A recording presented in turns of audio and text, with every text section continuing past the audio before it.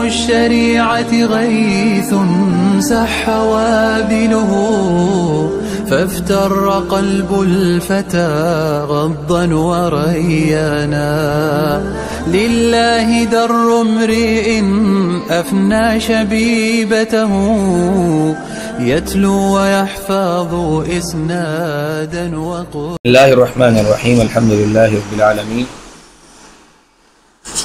والعاقبة للمتقين والصلاة والسلام على سيد الأنبياء والمرسلين سيدنا وإمامنا ونبينا محمد وعلى آله وأصحابه ومن والائه أجمعين وبعد. رب زدني علما رب زدني علما رب زدني علما رب اشرح لي صدري ويسر لي أمري واحلل عقدة من لساني يفقه قولي.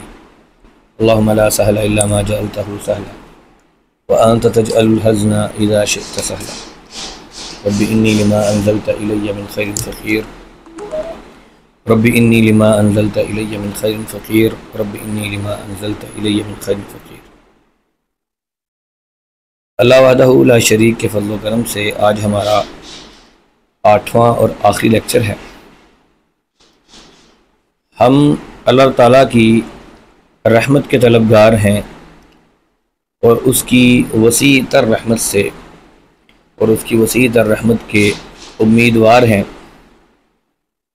کہ اس اللہ مالک الملک نے جو ہمیں سعادت بخشی اور ہم نے نماز جیسی فرضیت کے بارے میں آپ لوگوں کو بتایا، سوالات کے جوابات بھی دیے، تو یہ سب کچھ اس اللہ وحدہ لا شریک کی طرف سے اس کا فضل اور اس کا احسان ہے. اور ہم اللہ تعالیٰ سے یہ امید رکھتے ہیں کہ ضرور بضرور اللہ تعالیٰ ہماری اس نیکی کو قبول بھی کرے اور اس کے ساتھ ساتھ ہمیں مزید اس طرح کے کام کرنے کی توفیق عطا فرمائے. اور جن لوگوں نے سیکھا ہے، سیکھنے کی نیت سے ہمیں جوائن کیا ہے، ہم آپ کی طرف سے بہترین مشوروں کے بھی متمنی ہیں. اور اس کے ساتھ ساتھ جو آپ لوگوں نے سیکھا اس کے بدلے آپ سے ہمیں یہ امید ہے کہ آپ ضرور ہمارے لیے دعا کریں گے. آج جو ہمارا موضوع ہے نماز کے حوالے سے، کل ہم نے بات چھوڑی تھی سفر کی نماز کے حوالے سے کہ سفر میں نماز کیسے پڑھنی ہے، کیونکہ عام طور پر یہ سوالات ہوتے ہیں اور اس کو ڈسکس کرنا ذرا ضروری تھا. سفر کی نماز کیا ہوتی ہے؟ 4 فرض رکعت والی نماز کو سفر میں کم کر کے 2 رکعت پڑھنا، یہ نماز قصر کہلاتا ہے. فجر کی 2 رکعتیں ہوتی ہیں فرض 2 فرض ہوتے ہیں تو 2 ہی رہتے ہیں. مغرب کے 3 فرض ہوتے ہیں وہ 3 ہی رہتے ہیں. ظہر کے، عصر کے اور عشاء کے 4 فرض ہوتے ہیں وہ 2 جاتے ہیں سفر میں. اللہ کے رسول صلی اللہ علیہ وسلم اور سیدنا ابو بکر صدیق رضی اللہ تعالیٰ عنہ، سیدنا عمر فاروق اور سیدنا عثمان غنی سفر میں 4 کی بجائے 2 رکعتیں ہی پڑھتے تھے. صحیح مسلم کی حدیث ہے، حدیث کا نمبر 699 ہے، 689. اور رسول اللہ صلی اللہ علیہ وسلم جب 3 فرسخ، اب فرسخ کتنا ہوتا ہے آج کے حساب کے کلومیٹرز کے اعتبار سے 16 کلومیٹر، یعنی آپ کا جب سفر اتنا ہو کہ جب آپ 16 کلومیٹر سے زائد سفر باہر کریں، اپنے شہر سے باہر نکلیں، تو اتنی مسافت ہو تو آپ 2 رکعت نماز پڑھا کرتے تھے، یعنی قصر نماز پڑھتے تھے. جو شخص سفر کا ارادہ کرے اپنے شہر یا اپنے گاؤں کی آبادی سے نکل جائے وہ قصر نماز پڑھے گا. جیسا کہ نبی کریم صلی اللہ علیہ وسلم مدینہ سے مکہ کے لیے روانہ ہوئے تو ذوالحلیفہ پر مدینہ سے صرف 6 میل کی دوری پر ہے، تو وہاں پر آپ نے قصر نماز ادا فرمائی، کیونکہ آپ کو پتہ تھا آپ مدینہ جا رہے ہیں تو گھر سے نکلتے ہی آپ مسافر تھے اور مسافر والے حکم آپ کے اوپر لگے. اسی طرح سے سیدنا علی کوفہ سے با ارادہ سفر روانہ ہوئے تو ابھی کوفہ کے مکانات نظر آ رہے تھے کہ آپ نے نماز قصر پڑھی. واپسی پر آپ سے کہا گیا کہ سامنے کوفہ ہے تو اب کیا کرنا ہے؟ تو آپ نے کہا ابھی ہم شہر میں داخل نہیں ہوئے، ہم اس سے پہلے تک قصر نماز ہی ادا کریں گے. یہ بھی صحیح بخاری کی حدیث ہے، 1099 1089 اس کا نمبر ہے. اسی طرح نبی کریم صلی اللہ علیہ وسلم حجۃ الوداع کے موقع پر مکہ مکرمہ اور اس کے اطراف میں 10 دن تک آپ نے قیام کیا، ایک جگہ سے دوسری جگہ منتقل ہوتے رہے اور نماز قصر ہی ادا کرتے رہے۔ صحیح بخاری کی حدیث ہے 1081 اس کا نمبر۔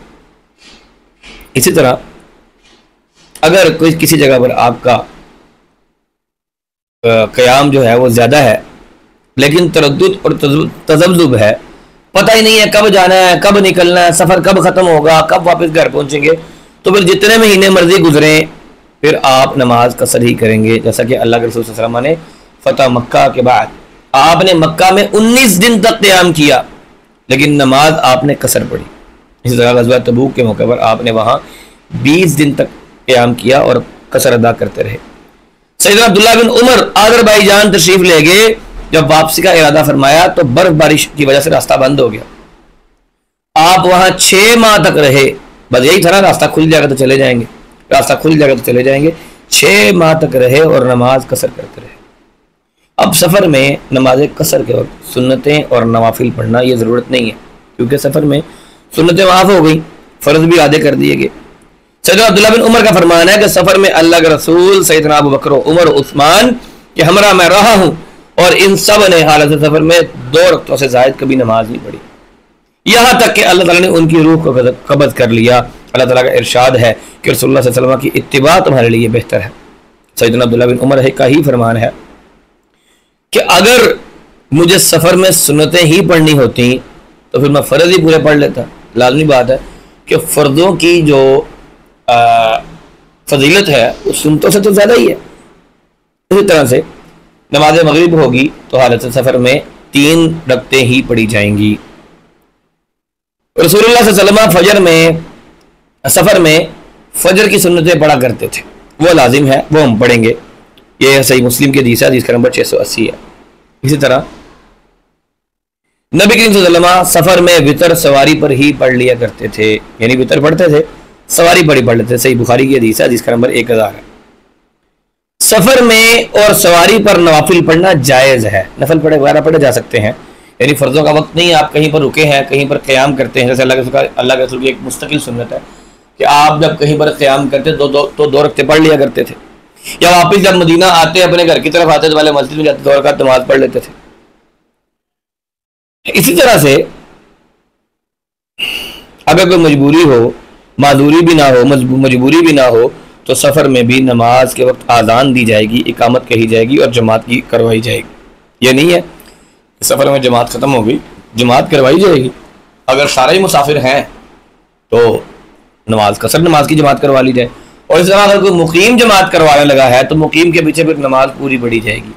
یا یہ بھی ہو سکتا ہے کہ مسافر جماعت کروا رہا ہے تو کہہ سکتا ہے کہ میں مسافر ہوں اور آپ جو ہیں میں نے قصر پڑھنی ہے، آپ مکمل پڑھ لیجیے گا۔ اکثر ہوتا ہے علماء کرام جو ہمارے اداروں میں یا ہماری مساجد میں آتے ہیں اور ان کو ہم نماز کے لیے آگے کر دیں تو یہی کرتے ہیں، وہ کہتے ہیں جی میں مسافر ہوں، تو آپ لوگوں نے بعد میں اپنی نماز کو مکمل کر لینا ہے۔ اگر مقیم نماز کروائے گا تو پھر مسافر بھی مکمل نماز پڑھیں گے۔ اکثر لوگوں کو یہ دیکھا ہے کہ مسافر ہوتے ہیں، ظہر کی نماز میں انتظار کرتے ہیں کہ جی امام صاحب کی 2 رکعتیں ختم ہو جائیں پھر ہم آخری 2 میں مل جائیں گے۔ یہ طریقہ درست نہیں ہے، آپ امام کے پیچھے ہیں، پھر جتنی نماز امام نے پڑھنی ہے اتنی ہی نماز آپ نے پڑھنی ہے اگر آپ مسافر ہیں تو، باقی مقیم کا حکم تو مقیم کا حکم ہے۔ اسی طرح سے سفر کی جو فوت شدہ نمازیں ہوں گی، مثلا آپ نے نماز پڑھنی تھی پڑھی نہیں ہے، واپس آ کر پڑھیں گے تو قصر کرنا جائز ہے۔ اور جو حضر کی نمازیں فوت شدہ ہیں، آپ گھر میں سے نمازیں فوت ہو گئی، سفر میں پڑھیں گے تو مکمل پڑھیں گے۔ اسی طرح سے حالت سفر میں ظہر، عصر اور مغرب عشاء کو جمع کر کے پڑھنا بھی جائز ہے، یعنی ظہر اور عصر کا ظہر کا وقت ہو عصر کو ساتھ ملایا جا سکتا ہے، عصر کا وقت ہو تو ظہر کو ساتھ ملایا جا سکتا ہے، اسی طرح مغرب کا وقت ہو تو مغرب اور عشاء کو جمع کیا جا سکتا ہے، عشاء کا وقت ہو تو مغرب پڑھی جا سکتی ہے۔ مثلا آپ بھائی تھے، آپ سمجھتے ہیں 12:30 کا ٹائم ہو گیا، 12:45 کا ٹائم ہو گیا، نماز ظہر کا وقت شروع ہو گیا ہے، میں نماز پڑھ لوں، آگے پتہ نہیں بازار میں 5 بج جائیں 6 بج جائیں تو ظہر کے ساتھ عصر بھی پڑھ لی جائے، کوئی حرج نہیں ہے، سفر ہو یا نہ ہو، سفر میں بھی جائز ہے۔ اسی طرح سے اگر مغرب کے ٹائم کہیں نکلنے لگے ہیں اور پتہ ہے کہ عشاء کی نماز لیٹ ہونے کا اندیشہ ہے تو پڑھی جا سکتی ہے مغرب کے ساتھ عشاء کی نماز۔ لیکن مستقل سنت کیا ہے ان الصلاۃ کانت علی المؤمنین کتابا موقوتا، مؤمنین پر نماز ان کے اصل وقت پر فرض کی گئی ہے۔ اس کے بعد نماز اشراق ہے۔ نماز اشراق کون سی نماز ہے؟ نماز اشراق طلوع آفتاب کے بعد زوال سے پہلے تک پڑھی جانے والی نفلی نماز ہے۔ اسے اشراق، نماز ضحیٰ اور نماز اوابین بھی کہا جاتا ہے، یعنی چار نام: نماز اشراق، نماز چاشت، نماز ضحیٰ اور اوابین، یہ سارے ایک ہی نماز کے نام ہیں۔ اور ان کا وقت کیا ہے؟ آفتاب جب طلوع ہو جائے، سورج کی لائٹ گرم ہو جائے، اس سے لے کر زوال تک یعنی ظہر کے پہلے تک پڑھنی یہ جائز ہے۔ اس نماز کی 2 رکعتوں سے لے کر اس کو زیادہ بھی پڑھا جا سکتا ہے، 2، 4، 6، 8 پڑھی جا سکتی ہیں۔ اس کی 2 رکعت ہوں گی، تسبیح پڑھیں گے، تمہید، تحلیل، تکبیرات اور عمل بالمعروف و نہی عن المنکر جیسی نیکیوں پر یہ کفایت کرتی ہے۔ یہ نماز اتنی اہم نماز ہے کہ تمام طرح کے اذکار اور صدقات اور نیکی کے کام ان کے پہ یہ اکیلی نماز کفایت کرتی ہے۔ اور جو شخص باوضو ہو کر گھر سے نماز اشراق کے لیے نکلتا ہے، اسے عمرے کے برابر ثواب ملتا ہے۔ جو شخص فجر کی نماز پڑھ کے باجماعت نماز پڑھ کے سورج طلوع ہونے تک مسجد میں بیٹھا رہے، اللہ کا ذکر کرے، پھر 2 رکعت نماز اشراق کی ادا کرے، تو اسے ایک مکمل ثواب حج اور عمرے کا پورا مکمل ثواب ملتا ہے۔ حدیث ہے، صحیح حدیث ہے، جامع ترمذی کی ابواب السفر ہے اور حدیث کا نمبر 586 ہے۔ اس کے بعد اگلی نماز ہے نماز تسبیح۔ نماز تسبیح وہ نماز ہے جس کے بارے میں عمومی طور پر کافی زیادہ لوگ پوچھتے رہتے ہیں۔ سیدنا عبداللہ بن عباس کا بیان ہے کہ نبی کریم صلی اللہ علیہ وسلم نے سیدنا عباس سے فرمایا، اے چچا جان، میں آپ کو کچھ عطا نہ کروں؟ کیا میں آپ کو کوئی چیز عنایت نہ کروں؟ کیا میں آپ کو کوئی تحفہ پیش نہ کروں؟ کیا میں آپ کو 10 اچھی خصلتوں والا نہ بنا دوں؟ جب آپ یہ عمل کریں تو اللہ تعالیٰ آپ کے پہلے، پچھلے، پرانے، نئے، سہون، عمدن، چھوٹے، بڑے، پوشیدہ، ظاہراً سارے گناہوں کو معاف کر دے گا۔ وہ عمل کیا ہے؟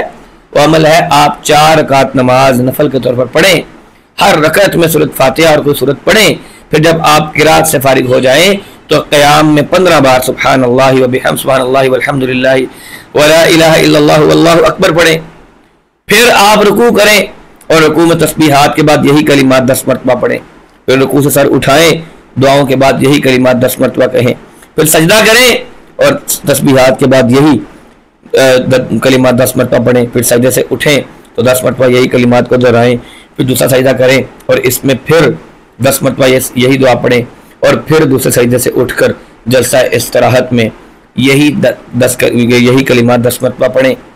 یعنی یہ تسبیح ہر رکعت میں 75 بار پڑھی جائے گی، اور یہ تسبیحات 4 وقتوں کے اندر 4 وقتوں میں پڑھیں گے۔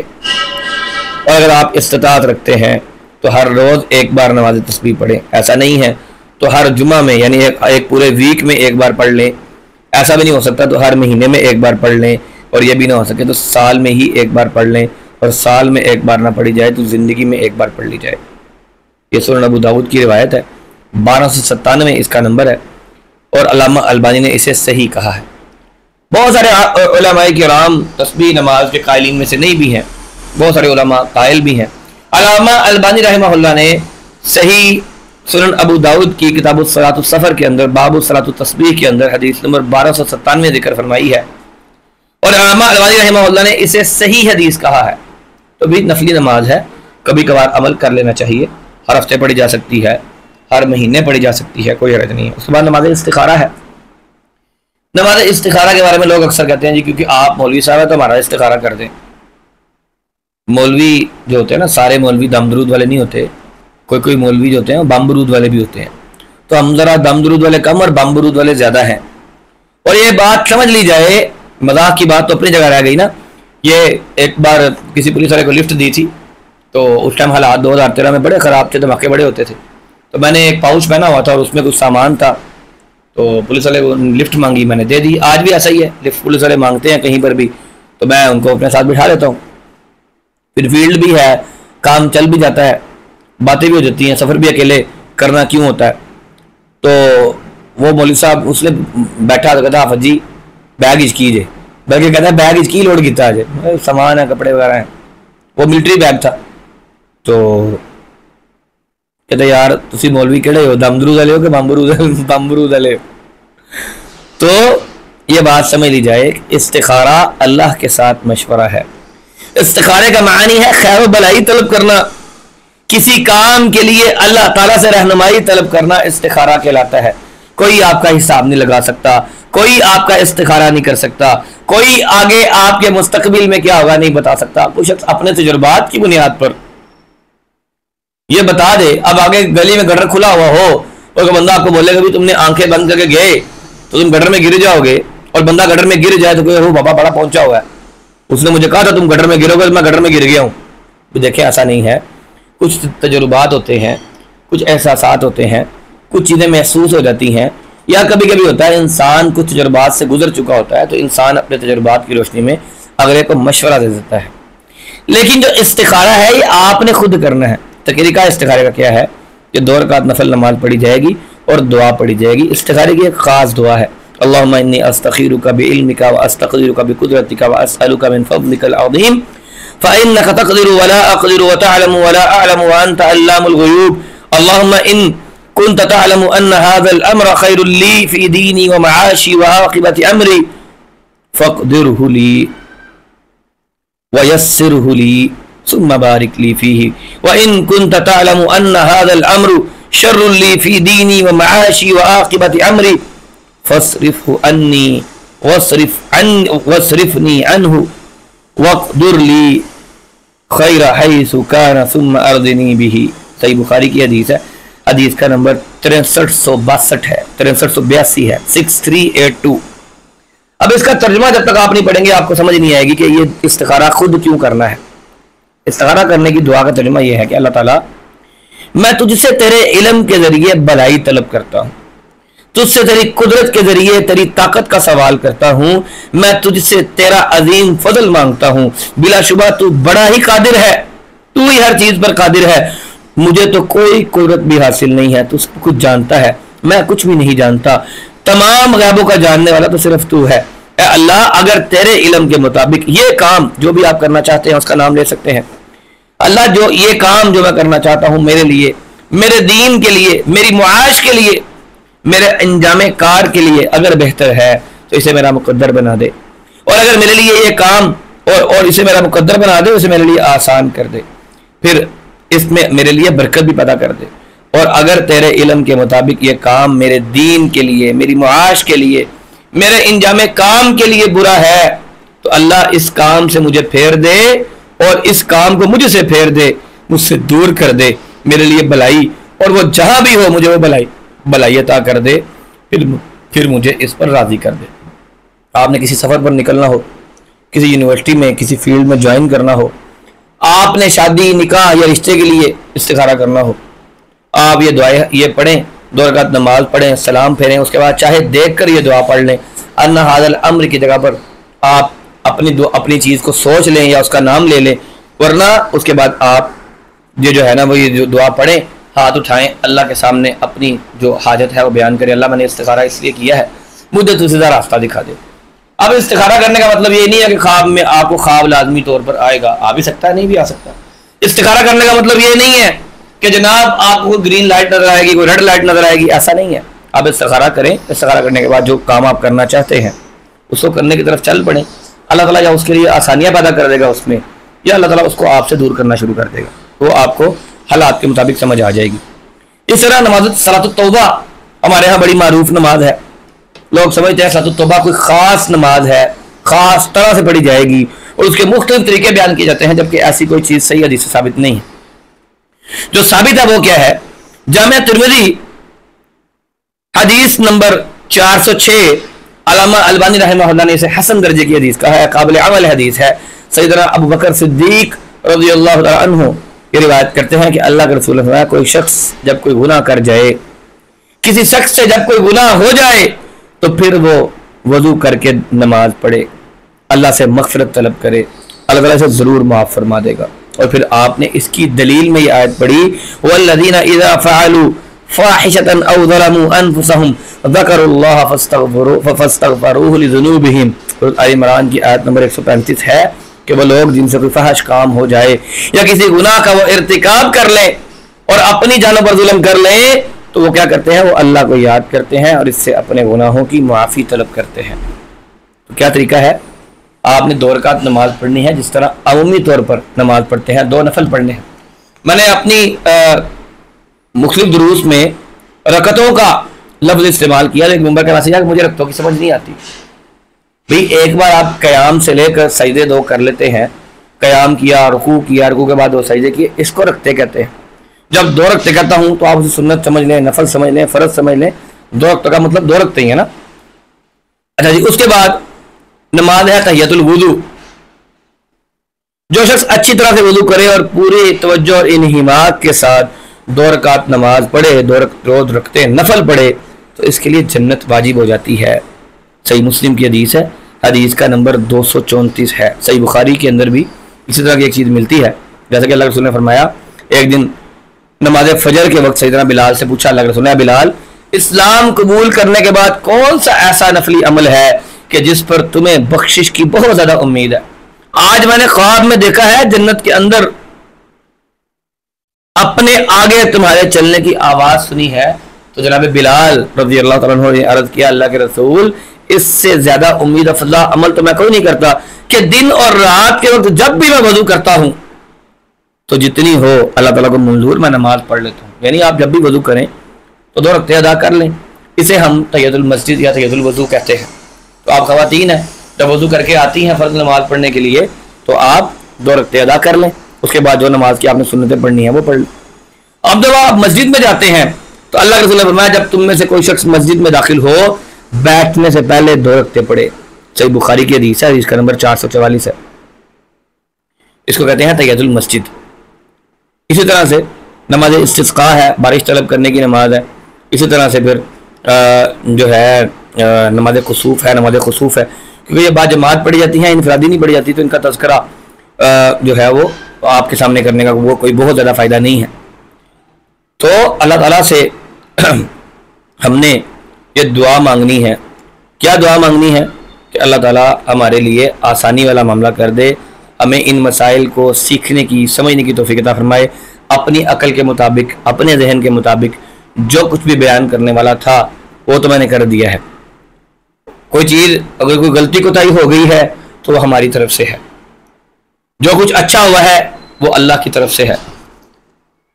سوالات مجھے ہماری ایڈمن منیبہ نے بھیجے ہوئے ہیں. سوال ایک آیا ہے, ایک ممبر نے یہ سوال کیا ہے کہ میں اپنا طریقہ بتاتی ہوں, کوئی غلطی ہو تو مجھے پوچھ کر بتا دیجئے, مجھے رکعتوں کی سمجھ نہیں آتی. اچھا, فجر کی آذان کے بعد 2 سنتیں پڑھنی ہیں, 2 فرض پڑھنے ہیں. ظہر کی آذان کے بعد 4 سنت یہ اکٹھے نہیں پڑھنی, 2 سنتیں پڑھ کے سلام پھیرنا ہے, پھر 2 سنتیں پڑھ کے سلام پھیرنا ہے. 4 سنت ہو جائیں گی, پھر 4 فرض اکٹھے پڑھنے ہیں, پھر 2 سنتیں پڑھنی ہیں اور پھر 2 نفل پڑھنے ہیں. یہ جو آخر والے 2 نفل ہیں یہ میں نے نہیں بتائے, یہ زائد ہیں. ظہر کی نماز سے پہلے 4 سنتیں پڑھنی ہیں, وضو کے 2 نفل پڑھنے ہوں تو پڑھ سکتے ہیں. یہ میں آپ کی لینگویج میں آپ کو بتا رہا ہوں کہ پہلے وضو کے 2 نفل پڑھ لیں, اس کے بعد 4 سنتیں 2 کر کے پڑھنی ہیں, پھر 4 فرض پڑھنے ہیں اور آخر میں پھر 2 سنتیں پڑھنی ہیں. نفلی نماز آپ 2 پڑھنا چاہیں 4 پڑھنا چاہیں وہ آپ کی مرضی ہے. عصر کی اذان کے بعد 4 سنتیں پڑھ سکتے ہیں 2 کر کے, اس کو آپ نفل کہیں گے, اور پھر 4 فرض پڑھنے ہیں. مغرب کی اذان کے بعد 2 سنتیں پڑھنی ہیں, پھر 3 فرض پڑھنے ہیں اور آخر میں پھر 2 سنتیں پڑھنی ہیں. آخر میں جو 2 نفل آپ نے لکھے ہیں یہ میں نے نہیں بتائے. نفلی نماز آپ بہرحال پڑھ سکتے ہیں جتنی پڑھنی ہو. عشاء کی نماز کے بعد پہلے آپ نے عشاء کی اذان کے بعد 2 سنتیں پڑھنی ہیں, پھر 4 فرض پڑھنے ہیں, پھر 2 سنت پڑھنے ہیں. آگے جا رہے لکھا ہے نا 2 نفل 3 وتر. تو یہ میں نے آپ کو بتایا ہے کہ عشاء کی نماز فرض کے بعد 2 کر کے 2 سنتیں بھی پڑھی جا سکتی ہیں, 4 بھی پڑھی جا سکتی ہیں. اس کے بعد آپ 3 وتر پڑھ لیں, نماز آپ کی مکمل ہو جائے گی. یا آپ وتر رات کو تہجد میں پڑھنا چاہتے ہیں تب بھی ٹھیک ہے. تو اب کسی کا کوئی اور سوال ہو اس حوالے سے تو وہ ڈسکس کر سکتا ہے, انشاءاللہ ہم اس کا جواب دیں گے. دیکھیے جی, آپ نے سوال کیا ہے کہ جو ہم ظہر سے پہلے 4 سنت پڑھتے ہیں یا عصر سے پہلے 4 سنتیں تو ملتی ہیں. ایک بات سمجھ لی جائے کہ اللہ کے رسول نے صلی اللہ علیہ وسلم نے کوئی بھی نفل نماز یا کوئی بھی سنت نماز 4 رکعتیں اکٹھی کر کے نہیں پڑھی. صرف ایک ہی ملتی ہے, وہ عشاء کے بعد 4 رکعتیں اکٹھی پڑھنے والی، وہ تو آپ لوگ نہیں پڑھتے نا. آپ لوگ کہہ رہے ہیں ظہر سے پہلے 4 سنتیں یا عصر سے پہلے کی 4 سنتیں، تو آپ نے 2 کر کے پڑھنی ہے. کیسے پڑھتے رہے ہیں اس کو چھوڑ دیں. اللہ کے رسول کی سنت کیا ہے؟ 2 رکعتیں پڑھ کے سلام پھیرنا، 2 رکعتیں پڑھ کے سلام پھیرنا، اور آپ کی زبان میں 2 سنت پڑھ کے سلام پھیرنا اور 2 سنت پڑھ کے سلام پھیرنا. فرضوں کے علاوہ آپ نے جتنی نماز پڑھنی ہے وہ آپ 2 کر کے ہی پڑھیں گے. آپ فجر کے فرض ویسے ہی 2 ہیں، ظہر کے فرض ہیں وہ 4 ہیں، وہ آپ نے 4 پڑھنے ہیں. 2 پڑھ کے تشہد بیٹھیں گے، پھر اٹھ جائیں گے 2 پڑھیں گے. عصر کے بھی 4 اسی طرح پڑھیں گے. مغرب کے 3 ہیں، 2 پڑھ کے تشہد بیٹھیں گے، پھر 1 رکعت کھڑے ہو کے پڑھ لیں گے. عشاء کے 4 ہیں، 2 رکعتیں پڑھیں گے، تشہد بیٹھیں گے، پھر 2 رکعتیں پڑھ لیں گے. لیکن سنتیں اور نوافل آپ نے جتنے پڑھنے ہیں وہ آپ تہجد پڑھیں، قیام اللیل کریں، وہ آپ جناب تراویح پڑھیں، آپ ظہر سے پہلے کی سنتیں پڑھیں، ظہر کے بعد کی سنتیں پڑھیں، عصر سے پہلے کی سنتیں پڑھیں، یا کچھ بھی ہو 2 کر کے ہی پڑھنی ہے. ٹھیک ہے جی. دیکھیے جی، اگر تو نماز با جماعت ہے، نماز با جماعت میں وہ چاہے نوافل ہوں یا فرض ہوں، صف بندی جتنی مردوں کے لیے ہے اتنی ہی عورتوں کے لیے ہے. وہاں پر تربیت کرنی چاہیے، انتظامیہ کو کہنا چاہیے. یہ ہمیں شکایات بہت دفعہ موصول ہوئی ہیں کہ خواتین صف بندی نہیں کرتی، پاؤں کے ساتھ پاؤں نہیں ملاتی. دیکھیں اللہ کے رسول نے صحابہ کرام کو یہ تعلیم دی ہے کہ اپنے کندھوں کے ساتھ کندھے ملائیں، اپنے پیروں کے ساتھ پیر ملائیں. اگر وہ آپ ملاتے ہیں وہ نہیں ملاتی تو ان کی مرضی ہے. آپ اپنے جسم کے مطابق اس کے ساتھ مل کے اپنا کندھا اس کے ساتھ لگا کے، وہ ٹچ ہو رہا ہو، دبانا نہیں ہے اس کو، ٹچ کر کے آپ اپنے جو نارمل جتنے پاؤں کھولنے چاہیے اتنے کھول لیں. اگر وہ نہیں ملاتی تو اس کی مرضی ہے، آپ اپنی نماز پڑھیں بس. ٹھیک ہے. لیکن یہ وطروں کی کوئی قضا نہیں ہے. اللہ کے رسول کی جب رات کی نماز رہ جاتی تھی، آپ رات کو وطر نہیں پڑھ پاتے تھے، سوئے رہ گئے، تو صبح آپ جفت رکھتے ادا کرتے تھے. یعنی رات کی نماز 11 رکھتے ہیں، صبح آپ 12 پڑھتے تھے. اس کا مطلب کیا ہوا کہ آپ تہجد کی، قیام اللیل کی قضا کرتے تھے، وطروں کی نہیں. تو وطروں کی قضا نہیں ہے. ہاں آپ رات کو نہیں پڑھ پائے تو صبح اس کے بدلے جتنے وطر آپ نے پڑھنے تھے، آپ نے 3 وطر پڑھنے تھے، صبح 4 رکعتیں پڑھ لیں اس کے بدلے. بس اتنی بات ہی ہے. باقی وطر ایک پڑھ سکتے ہیں. وطروں پر تو پورا لیکچر ہوا ہے، ایک وطر پڑھنے کا طریقہ بتایا گیا باقاعدہ. لیکن جی وطروں کے اندر وطروں کی دعا پڑھنا واجبات میں سے نہیں ہے. وطر ویسے بھی ہو جائیں گے بغیر دعا کے بھی، لیکن وطر دعا کا ایک اچھا موقع ہے. جس طرح ہم باقی کے دنیاوی امور میں اپنی پوری کوشش کرتے ہیں، پوری ایفرٹ لگاتے ہیں، ٹھیک ہے. اب یہ وطروں کی چھوٹی سی دعا ہے 3-4 لائنوں کے، ہم یہاں پر اپنے آپ کو پھنسا کے بیٹھ جائیں گے، یہ دعا یاد نہیں ہوتی، تو اس میں کیا مشکل ہے؟ ایک 2 لائنیں کا کہ یاد کریں، یاد ہو جائے گی. یہ کوئی بہانہ اچھا نہیں ہے کہ اس کو یاد نہیں ہے وہ کیا کرے. باقی نفل نماز ہے، وطر بھی نفل ہی ہے. تو آپ اگر وطروں کی دعا پڑھنا چاہتے ہیں تو دیکھ کے پڑھ لیں. حصن المسلم اپنے پاس رکھیں اور وطروں کی جب باری آئے دعا پڑھنے کی تو اس کو کھول لیں اور کھول کے دعا پڑھ لیں، تب بھی کوئی حرج نہیں ہے، اور اس کو یاد کریں. باقی اگر وطروں کی دعا رہ جاتی ہے یا کوئی انسان نہیں پڑھ پاتا تو آپ اس کو ویسے بھی پانی لا کے بیٹھیں، تو آپ اس کو ویسے بھی بغیر دعا کے بھی وطر پڑھیں گے تو وطر تب بھی ہو جائیں گے. وطروں کا مقصد ہے طاق ادا کرنا. وطر کہتے ہی طاق کو. دیکھیے جی یہ کوئی بڑی بات نہیں ہے. جمعہ پڑھنے کے لیے ہم لوگ قاسیہ جاتے ہیں. جیسے ہی کوئی بھی جو خطیب ہوتا ہے وہ اترتا ہے ممبر سے، ابھی اقامت شروع بھی نہیں ہوتی تو آدھی سے زیادہ مسجد کھڑی ہوتی ہے اور ان کو کوئی بٹھاتا نہیں ہے. یہ عورتوں کے اکثریت جو مسائل ہوتے ہیں نا، یہ تفرد والے ہوتے ہیں، پتہ ہوتا نہیں ہے، اور جو ہے نا بس سنی سنائی پہ چل رہے ہوتے ہیں کہ بس ٹھیک ہے کسی نے بتا دیا، کسی نے نہ پوچھنا ہے نہ. آپ یہی کریں نا، اگلے جمعے جائیں نا اور پرچی لکھ کے بھیجیں ان کو جو خطیب جمعہ پڑھا رہے ہوں گے، اور جمعے کے اندر ہی بیان کر دیں گے اس کو، تاکہ سب کو پتہ لگ جائے کہ اقامت جب ہونی ہے. جب اقامت کھڑی ہونے لگی ہے تو اس کا مطلب ہے اقامت دی گئی ہے، تو مطلب یہی ہے کہ بھئی نماز کھڑی ہونے لگی ہے، تیاری کر لیں بس. تو اس میں پہلے کھڑے ہونا بعد میں کھڑے ہونا یہ کوئی ایشو والی بات نہیں ہے. عورتوں کو ویسی عادت یہ ہوتی ہے ایشو بنانے کی.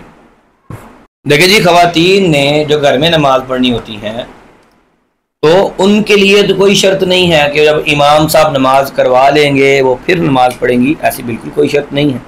جس نے بھی یہ شرط دی ہے اس نے غلط بتایا ہے. اذان ہو گئی، نماز کا وقت داخل ہو گیا، اب آپ لوگ گھر کے اندر ہیں تو آپ لوگ نماز پڑھیں. آپ کا مسجد کے ساتھ کیا تعلق ہے جب آپ نے مسجد میں جانا ہی نہیں ہے؟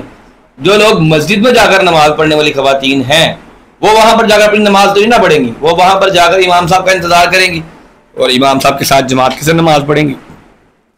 اور جنہوں نے گھر میں پڑھنی ہے انہوں نے امام کا انتظار کیوں کرنا ہے؟ اذان ہو گئی، اس کا مطلب یہ ہے کہ نماز کا وقت داخل ہے. تو نماز کو سے روکنے کے لیے کون سی چیز مانے ہیں؟ کوئی چیز مانے نہیں، بس وہ اپنی نماز جو انہوں نے پڑھنی ہے وہ اپنی نماز پڑھیں، بس اس میں کیا ایشو ہے کہ انہوں نے امام صاحب کا انتظار کرنا اور امام صاحب کے ساتھ پڑھنی ہے۔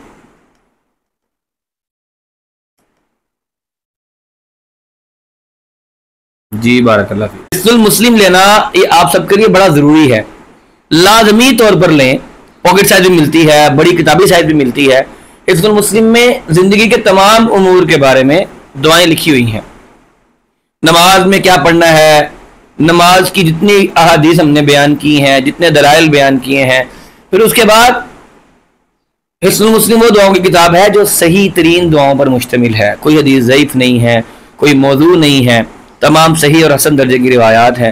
نماز کے بعد کے اذکار ہیں، صبح شام کے اذکار ہیں، کھانا کھانے کے، سونے جاگنے کے، گھر سے اندر باہر آنے کے، زندگی کے تمام امور کے بارے میں آپ کو اس میں دعائیں مل جاتی ہیں۔ اس لیے میں نے اپنے اس کورس میں بار بار ذکر کیا حصن المسلم کا کہ حصن المسلم لازم طور پر آپ لیں، یہ آپ کے لیے سب سے بہتر ہے۔ پھر اس میں اشراق کا طریقہ بھی لکھا ہوا ہے، اس میں نماز تسبیح کی دعا بھی لکھی ہوئی ہے، اس میں نماز استخارہ کی دعا بھی لکھی ہوئی ہے، اور بھی بہت ساری دعائیں اس میں آپ کو مل جاتی ہیں۔ تو حصن المسلم انشاءاللہ دے دی جائے گی۔ اسی طرح سے کتاب الصلاۃ کے بارے میں کہا تھا، وہ دے دی جائے گی۔ کسی نے ویب سائٹ پوچھی تھی کہ ویب سائٹ کون سی ہے احادیث کو دیکھنے کے لیے، وہ بھی بتا دی جائے گی۔ قبلہ دیکھنے کے لیے طریقہ کار کہا تھا، وہ بھی انشاءاللہ آج ہم کوشش کرتے ہیں کہ آپ لوگوں کو بتا دیا جائے۔ مزید کوئی چیز رہ گئی ہوگی تو وہ آپ لوگ بتا دیجیے گا، یا کوئی مشورہ دینا چاہیں تو فیڈ بیک کے لیے گروپ کو اوپن کیا جائے گا، آپ لوگ اس میں بتا دیجیے گا۔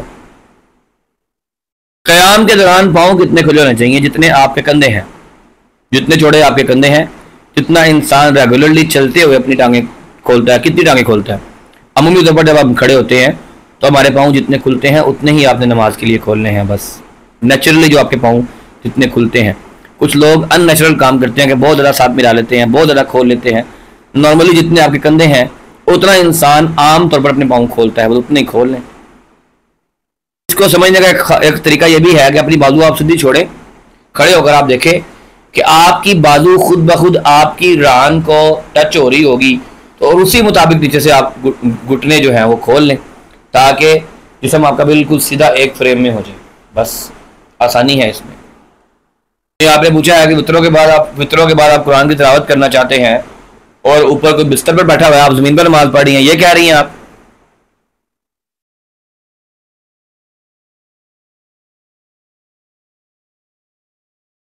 جی قرآن، جی نیچے بیٹھے بیٹھے آپ زمین پر ہیں، وہ چارپائی پر ہیں، تو آپ قرآن پڑھ سکتے ہیں، کوئی حرج نہیں ہے۔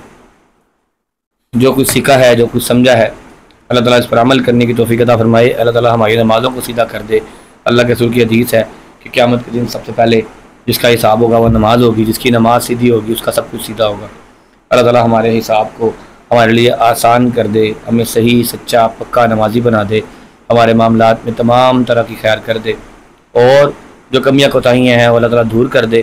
ہم نے اپنی بساط کے مطابق کوشش کی ہے، آگے اللہ تعالیٰ اس میں مزید برکت عطا فرما دے اور آپ لوگوں کو صحیح طور پر سیکھنے کی، سمجھنے کی توفیق عطا فرما دے۔ ہم نے یہ کوشش کی، اور مجموعہ داعیان لتعلیم القرآن والسنہ العالمیہ کی یہ کوشش ہے، اس پلیٹ فارم سے ہماری یہ کوشش ہے کہ تمام تر فرقہ بازی سے، تفرقوں سے دور رہ کر صحیح سچا اور وہ دین جو دین نبی کریم صلی اللہ علیہ وسلم نے اپنے اصحاب کو سکھایا، اور آپ لوگوں کو یہ نصیحت ہے کہ جب کوئی چیز آپ تک پہنچتی ہے، آپ کا یہ تو حق ہے کہ آپ اس سے پوچھیں کہ یہ حدیث ہے، وہ کہے جی ہے، کہیں جی دکھائیں۔ اگر آپ حدیث دیکھتے ہیں تو پھر دیکھیں لازم طور پر کہ وہ حدیث صحیح ہے یا نہیں ہے، عمل سے پہلے ایک بار کراس چیک کر لیں، یہی سب سے بہتر ہے۔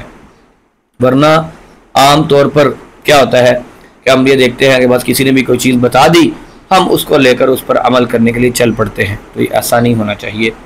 دین پر عمل کرنے سے پہلے ایک بار اس کے بارے میں یہ کنفرم کر لیں کہ ہم نے جس پر عمل کرنا ہے یہ اللہ کے رسول صلی اللہ علیہ وسلم کا حکم ہے بھی یا نہیں ہے۔ اللہ تعالیٰ صحیح معنوں میں اس دین حمید کو سیکھنے کی توفیق عطا فرمائے، سمجھنے کی توفیق عطا فرمائے۔ انشاءاللہ جلد ہمارا ایک مکمل 2 سالہ ایک جو ہے ڈپلومہ کورس لانچ ہو رہا ہے، وہ بھی، اور چھٹیوں میں، گرمی کی چھٹیوں میں بڑوں کے لیے ہم نے فہم دین کورس ایک رکھیں گے جس میں قرآن کی تفسیر ہوگی، اور اسی طرح سے ارکان اسلام مکمل ہوں گے، اور اسی کے ساتھ ساتھ مزید اس میں سلیبس ہوگا، خواتین کے مخصوص مسائل کے حوالے سے بھی سلیبس ہوگا، اور بھی ساتھ چھوٹی موٹی چیزیں سیرت کے حوالے سے ہوں گی، کچھ مطالعے کے لیے کتب بتائی جائیں گی۔ بچوں کے لیے بھی اسی طرح سے قاعدہ اور مزید ارکان اسلام کے حوالے سے نماز وغیرہ کے بارے میں کچھ نہ کچھ رکھا جائے گا۔ تو آپ لوگوں نے دعا بھی کرنی ہے، اللہ تعالیٰ ہمارے دلوں میں اچھی اچھی باتیں ڈال دے جو ہم آسانی سے کروانے والے بنیں، اور آپ لوگوں نے دعائیں کرنی ہے میرے لیے، میری ٹیم کے لیے، میرے گھر والوں کے لیے، میری اس الداعیان فیملی کے لیے، اور میرے ان اسٹوڈنٹس کے لیے جن اسٹوڈنٹس کی وجہ سے ہم استاد بن کر بیٹھے ہوئے ہیں۔ اللہ تعالیٰ صحیح معنوں میں ہم سبھی کو سیکھنے کی، سمجھنے کی توفیق عطا فرمائے۔ اللہ تعالیٰ بیماروں کو شفائے کاملہ عاجلہ مستمرہ عطا فرمائے۔ آپ لوگوں نے خاص طور پر ہماری ایڈمن ہیں مس سدرۃ المنتہا کے لیے لازم طور پر آپ نے دعا کرنی ہے، اللہ تعالیٰ انہیں شفائے کاملہ عاجلہ مستمرہ عطا فرمائے۔ اس طرح ہماری اسٹوڈنٹ ہیں ایک سمیرہ، ان کے لیے خصوصی طور پر آپ نے دعا کرنی ہے، اللہ تعالیٰ انہیں بھی شفائے کاملہ عاجلہ مستمرہ عطا فرمائے۔ یہ مس سدرہ ہماری جو ہے وہ بہت ہی خاص لیول کی ایڈمن ہے اور اپنے کاموں کو بڑی ہی جاں فشانی کے ساتھ کرنے والی ہیں، لیکن اللہ تعالیٰ نے انہیں ایک امتحان میں ڈالا ہوا ہے۔ آپ لوگوں سے درخواست ہے، میری خصوصی طور پر درخواست ہے بطور استاذ، کہ آپ لوگ لازم طور پر ان کے لیے دعا کیجئے کہ اللہ تعالیٰ انہیں شفائے کاملہ عاجلہ مستمرہ عطا فرما دے، اللہ تعالیٰ ان کے حال پر رحم کر دے۔ اللہ تعالیٰ جس طرح ہم سب کو اللہ نے یہاں اس دنیا میں جمع کیا ہوا ہے، اللہ تعالیٰ آخرت میں اسی طرح ہم سب کو اپنی جنتوں میں داخل کر کے اسی طرح جمع فرما دے۔ وآخر دعوانا ان الحمد للہ رب العالمین، والسلام علیکم ورحمۃ اللہ وبرکاتہ۔ علم الشريعة غيث سح وابله، فافتر قلب الفتى غضا وريانا، لله در امرئ أفنى شبيبته، يتلو ويحفظ إسنادا وقرآنا.